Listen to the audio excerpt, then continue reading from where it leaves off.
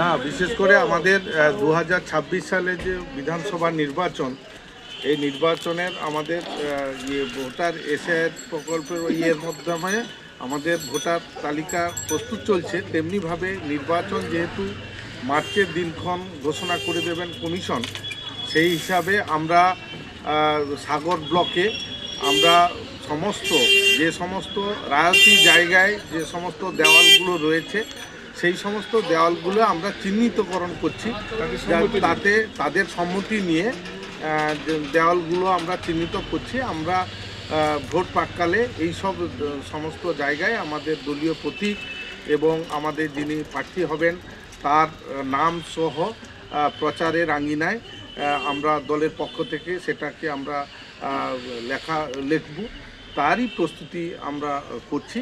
এবং আমরা আজকের মধ্যে গোটা সাগর ব্লকে আমরা সমস্ত সাইড ফট অর্থাৎ দেওয়ালগুলো চিহ্নিতকরণ করছি, যাতে আমরা বিধানসভা নির্বাচনকে সামনে রেখে আমরা যাতে সমস্ত দেওয়ালগুলো আমরা আমাদের দলীয় প্রতীক তৃণমূল কংগ্রেসের জোড়া ফুল এবং আমাদের প্রার্থীর নামগুলো পরবর্তী সময়ে আমরা লিখতে পারি, তার জন্য আমরা প্রস্তুতি নিচ্ছি। আপনার নাম পরিচয়? আমার নাম প্রদীপ বালেশ্বর, রুদ্রনগর অঞ্চল তৃণমূল কংগ্রেস।